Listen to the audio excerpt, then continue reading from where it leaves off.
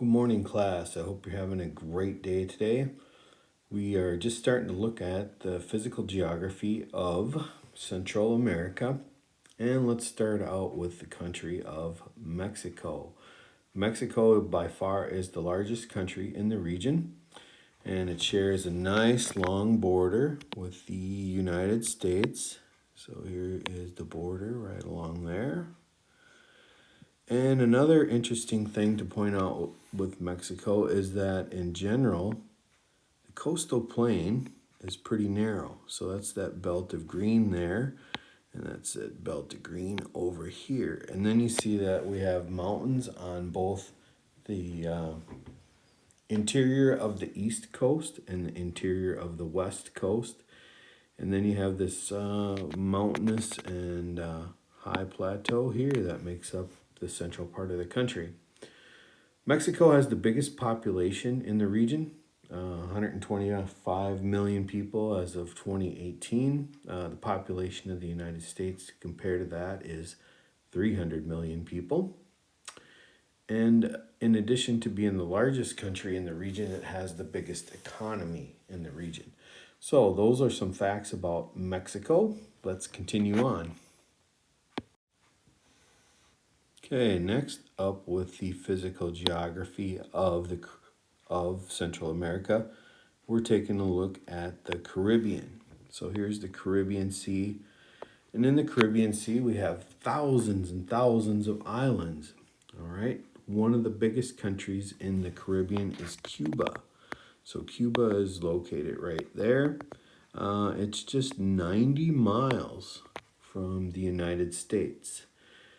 Down here we see South America, and over here we have Nicaragua and Honduras and Mexico. So that's a little bit about what borders the Caribbean. Two popular vacation destinations in the Caribbean are this island here, Jamaica, and these islands here, the Bahamas. There's a U.S. territory in the Caribbean, and that is Puerto Rico, which is right here. Puerto Rico is an American territory. It became an American territory after the war with Spain. Probably one of the most interesting countries in the Caribbean, and actually it's two countries. This is the island of Hispaniola. It might be the first place where Christopher Columbus landed, and today it is split into two countries, and they are Haiti and the Dominican Republic. So that's a little bit more about another piece of the geography of Central America, and this is the Caribbean Sea and the islands in the Caribbean Sea. All right, and here's the last piece of information for the physical geography of Central America. We're still looking at the Caribbean.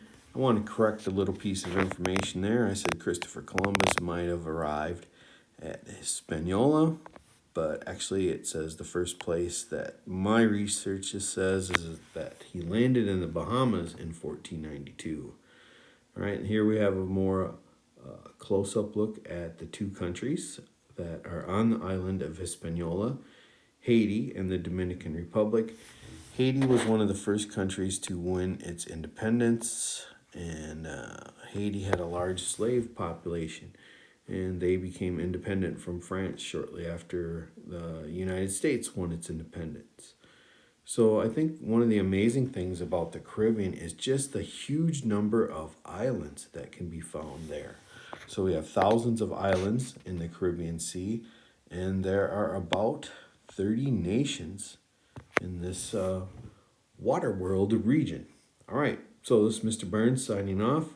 Watch this video again as many times as it takes to start to gain an understanding of some of the concepts for the geography of Central America.